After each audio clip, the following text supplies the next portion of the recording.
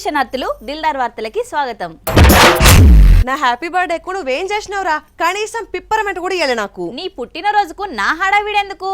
నేను మంది పెళ్లిల కడ నీ లెక్క మంగళారతి పట్టాను కదా. అయినా ఈ తాప నేను ఇరాన్ అమెరికా యుద్ధం చేయబట్టి నా పుట్టినరోజు వేడుకలు వాయిదా వేసుకున్నా గానీ. అబ్బో తమరు ఇంటర్నేషనల్ ఫిగర్ మరి. అవునరా, నా క్యాడర్ కు సర్ది చెప్పినా, లేకపోతే నా హ్యాపీ బర్త్డే ఇగో గింత జోరుగా అయ్యేది.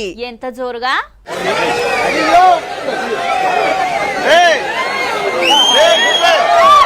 లీడర్ల పుట్టినరోజులైతే అన్నదానాలు, నెత్తురుదానాలు, పూజలు, పునస్కారాలు ఎవ్వలైనా చేస్తారు. కానీ సీఎం చంద్రబాబు సార్ బర్త్డే అని ఎమ్మెల్యే జ్యోతుల నెహ్రూ సారు ఎవ్వరు ఊహించని తీరులో చేసిండు. 76 సంవత్సరాల బాబు సార్ పేరు మీద 76 రకాల స్వీట్లు డబ్బాలలో ప్యాక్ చేసి ఎమ్మెల్యేలకు, ఎమ్మెల్సీలకు, ఎంపీలకు, మంత్రులకు, అధికారులకు పంపుతున్నాడు. అక్కడ చూడుర్రి డబ్బాలలో ఎన్ని తీర్ల ఐటమ్స్ ప్యాక్ చేసిర్రో. జంతికలు, పూతరేకులు, కాజాలు, బొబ్బట్లు, అరిసెలు, లడ్డూలు, సున్నుండలు, మైసూర్ పాకులు, బెల్లం లడ్డూలు.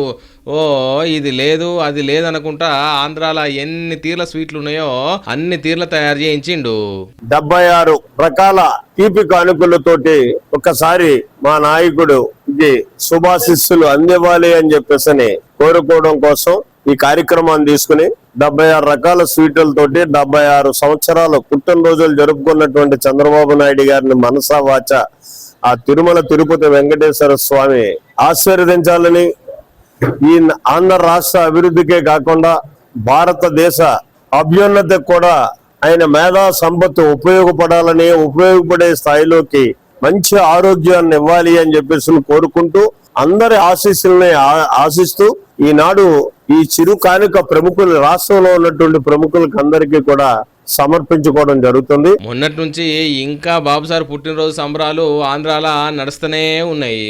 ఎంతో మంది లీడర్లు వాళ్ళ నాయకుని పుట్టినరోజులు చేశారు గాని మీ లెక్క అయితే ఎవ్వరు చేయలేదు సారు. ఇంతటి తీయటి ప్రేమాభిమానాలు మీరే చూపెట్టారు అని అంటున్నారు ఈ వార్త చూస్తున్నోళ్ళు. ఏబిసిడి ఎలుకల బాధ, బజారుకెళ్తే కోతుల బాధ, ఇంట్లోకొస్తే దోమల బాధ, ఫోన్లు తీస్తే అప్పుల బాధ. పాడు ఎట్లాగో సింగర్వు కదా అని ఇష్టం వచ్చినట్టు వాడు. ఏది వాడితే ఏముందిరా, సారాంశం అదే కదా. అయినా ఇప్పుడు సడన్ లా జంతువులన్నింటినీ ఒకటేసారి తలుసుకుంటున్నావెందుకు? ప్రజెంట్ జనజీవనంలో వాటి పాత్ర కూడా ఉన్నది కాబట్టి. కొంపదీసి నిద్ర అవుతుంటే నీ ముఖం కొరికిందారా? మేకప్ తోటి కవర్ చేసినవా? హలో, ఇవి వేడి పొక్కులు, ఎలక కొరికినాయి కాదు. ఎండాకాలం కదా, చిన్న బొక్కలల్లా గాలడక ఏసి గాలికి వస్తున్నట్టున్నాయి.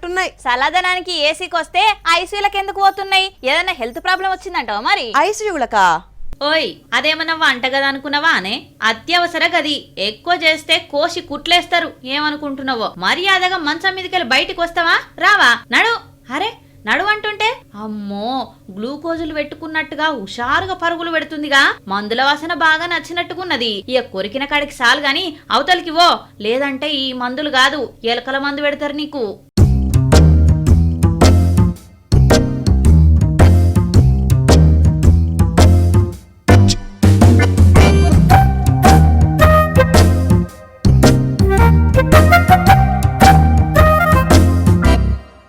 అమ్మయ్యా, మొత్తానికి ఐసీయూలకి వెళ్ళి బయటికి వెళ్ళింది. మళ్ళా జనరల్ వార్డుకు, అవుట్ పేషెంట్ వార్డుకు ఓకముందే గేట్ బయటికి వెళ్ళగొట్టుండ్రి. ఇక ఆ డోర్లన్న పెట్టుండ్రయ్యా, లేదంటే మళ్ళా తాప సకుటుంబ సపరివార సమేతంగా వస్తాయి. ఇంతకు గీ ఎలకల దవాఖాన ఎక్కడా అని అంటారా? అన్నమయ్య జిల్లా మదనపల్లె సర్కార్ దవాఖానా. ప్రతిరోజు మెడికల్ విద్యార్థులు ట్రైనింగ్ వచ్చినట్టు ఐసీయూలకు వచ్చి పేషెంట్లను అబ్జర్వ్ చేస్తున్నాయట.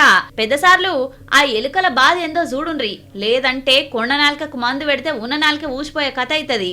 అంగట్లకు పోతే ఏది మంచి వస్తువో ఏది కల్తీ వస్తువో గుర్తుపట్టలేకపోతున్నాం. ఒకప్పుడంటే 1-2 కంపెనీలు ఉంటుండే, నచ్చిన వాళ్ళు నచ్చినవి వాడుతుండే. ఇప్పుడు పాడుగాని కంపెనీలే నకిలి పుట్టిస్తున్నారు. ఇక వస్తువులేం గుర్తుపడతాం? ముందు పోతే గొయ్యి, వెనక పోతే నొయ్యి. తిండి తిన్న ప్రాబ్లమే, తినకుండా ప్రాబ్లమే అన్నట్టు ఉంది పరిస్థితి. కానీ ఆ కల్తీ వార్త ఏదో ఏసై చూసి జాగ్రత్తనే పడతారు జనాలు. మీ దుంపలు దేగా మీరేడ దొరికిర్రా నాయన? ఇసుకను విండి నూనె తీస్తారా మీ కల్తీ రాయలు తలుసుకుంటే? అగ చూడుర్రి, సైన్స్ ల్యాబ్ లో ప్రాక్టికల్స్ చేసినట్టు ఎట్లా కోల్తలేసి జనం పణాల మీదకి తెస్తున్నారో, అదేదో పిండి వంటల ప్రోగ్రామ్ లో తీసుకోవాల్సిన పదార్థాలు తయారీ విధానం చెప్పినట్టే క్లియర్ గా చెప్పిర్రు. కల్తీ చాయపత్తా ఎట్లా చేస్తారో అవక్కైర్రా. ఇట్లాంటివి చాలా ఉన్నాయట. దాచారంతే. మొత్తం 3000 కిలోల చాయపత్తా, 100 కిలోల నల్ల బెల్లం, 1500 కిలోల డేట్ అయిపోయిన టీ పొడి పట్టుకున్నారు.